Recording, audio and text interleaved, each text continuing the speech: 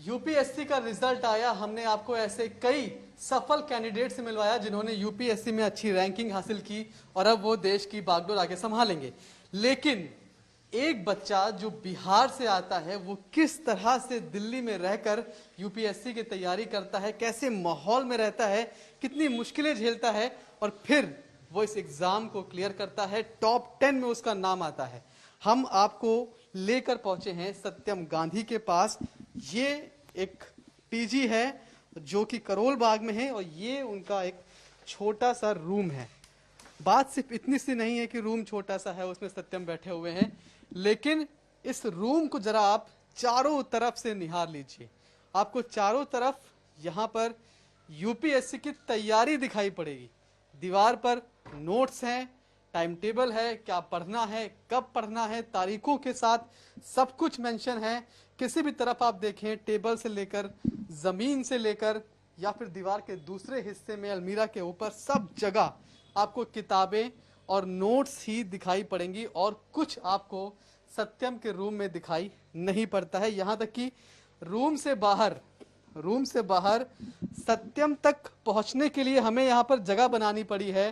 Copy किताब हमने side किए हैं, उसके बाद हम अंदर आ पाए हैं। ये दिखाता है कि एक लड़का जो कि बिहार से चला था वो कितना डेडिकेटेड था अपने और अपने घर वालों के सपनों को लेकर।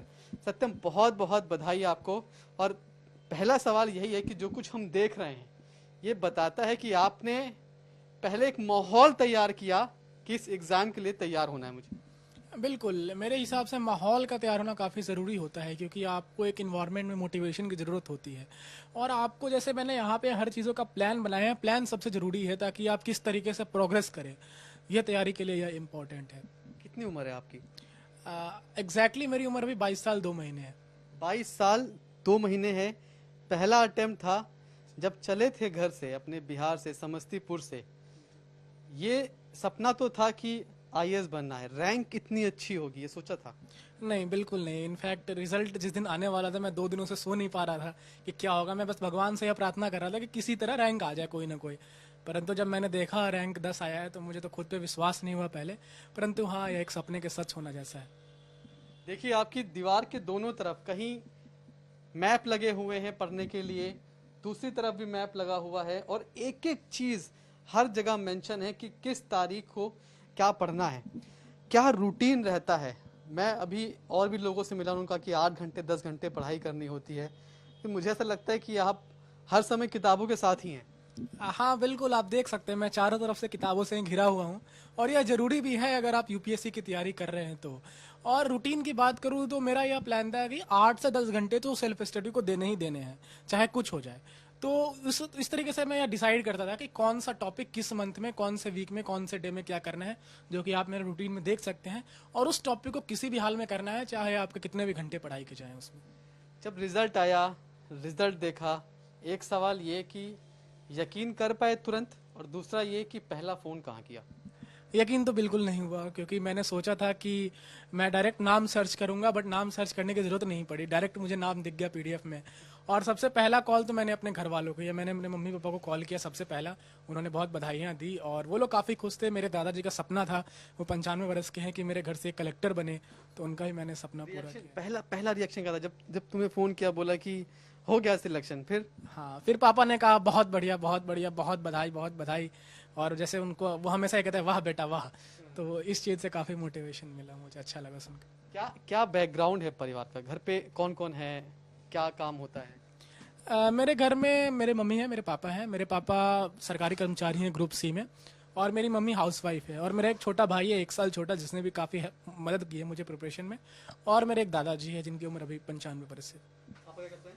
पापा सरकारी कर्मचारी हैं ग्रुप सी में। जब आप वहाँ से चले होंगे, ग्रामीण परिवेश, आपने बताया कि गांव का घर है, गांव का परिवेश है, माहौल है।